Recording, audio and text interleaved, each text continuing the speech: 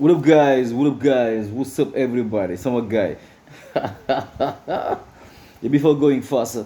allow me to introduce myself again. I go by the name of Malachon, and I'm from Senegal, West Africa, Rio City, my town. Di ko may guy ba, di ko may Pape J, Ibrahim Ndaw, Moustapha Amane, Dagoud from Belgium, di ko may Abakar Diallo from Russia, Amadou Dam Diagne, you know what I'm saying, Kumba Mane Suma Chéri, di ko may Modou Fall and his first lady, you know what I'm saying, di ko may gars yi bëgg Malathion TV yëpp. Bon sama gars yi short vidéo la parce que dama toog dem ba gis gars yi di wax naan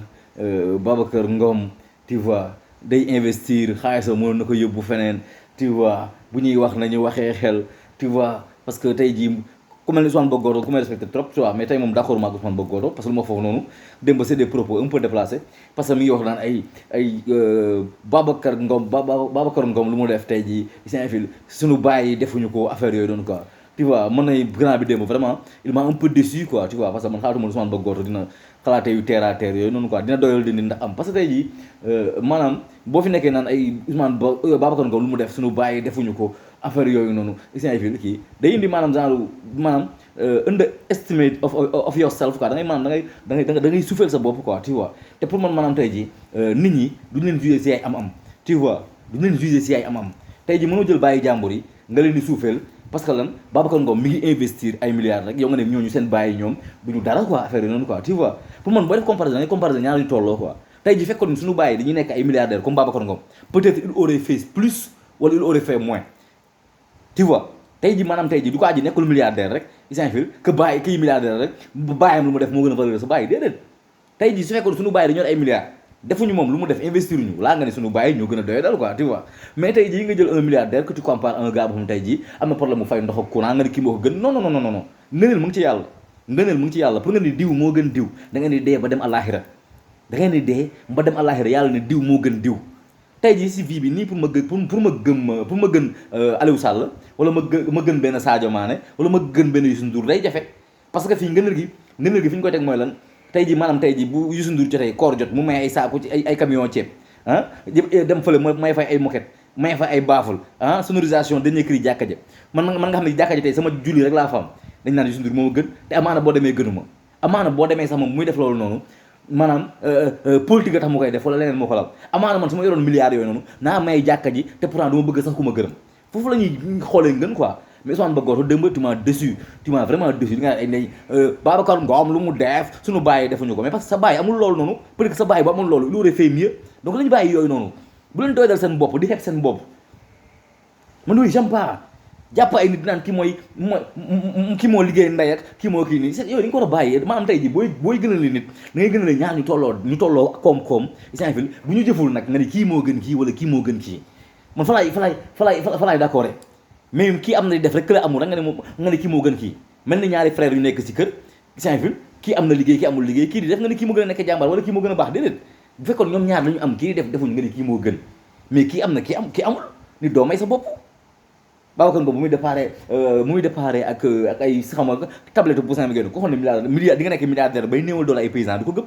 donc mun ne moo gën nit ñi wala noonu, tu vois. donc foofu moom Ousmane Bogoro vraiment tu m'as déçu hier quoi, tu vois, di gën di jàppa bàyyi jàmbur naan moo gën suñu bàyyi xam peut-être bu yi gën yow sa bàyyi la gën yow, tu vois, sa bàyyi la gën, tu vois, mais man avec des milliards ma nit gënul sama bàyyi, tu vois, nit mayul boppam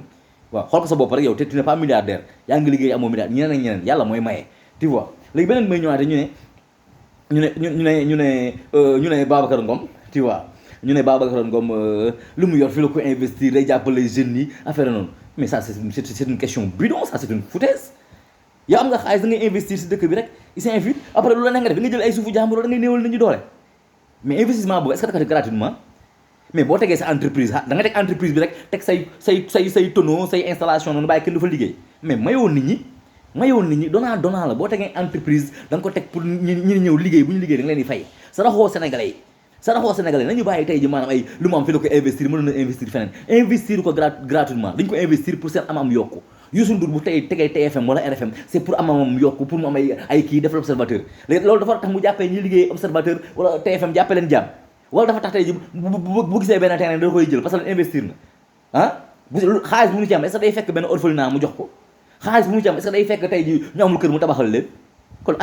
arrêtons ces conneries loolu c'est des conneries Babacar Ngom bu ko defee tey jii nii nee na fii lay investir xaalis sama affaire nii defu ko parce que suñu bët yi rafet taxaw la bëgg ñëw dimbali ñu naan ba bukki di lëg bu lekkee olof na ko gërëmee coy ñu ne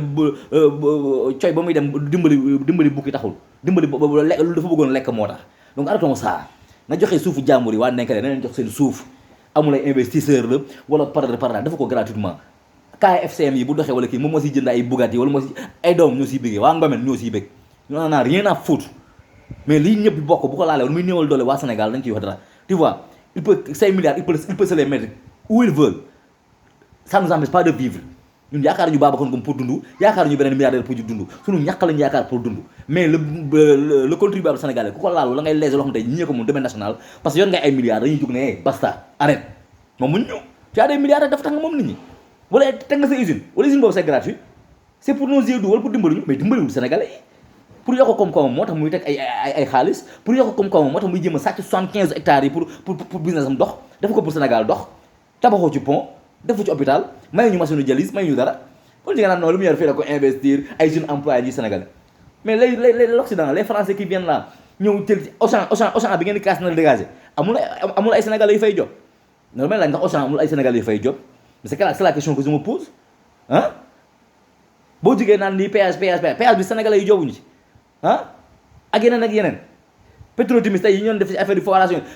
fay ñu ay sénégalais salaire parce que sénégalais ngi siy job rek nit ñi dañu war a xool naan ay emploi lay créer quand il crée ces emplois c'est pas pour le bien-être des sénégalais c'est parce que seen affaire la ñu bëgg mu dox loolu rek la donc sama gars yi loolu laa waxoon fu may wax tey jii vraiment man bëgguma ko kuy doya dal boppam parce que tey jii ay xaalis moo tax wala ay comme ça nit am na xaalis quoi man j'aime pas ça quoi tu vois sama gars yi doo leen ko sama kanam gu ñaaw génn bëggee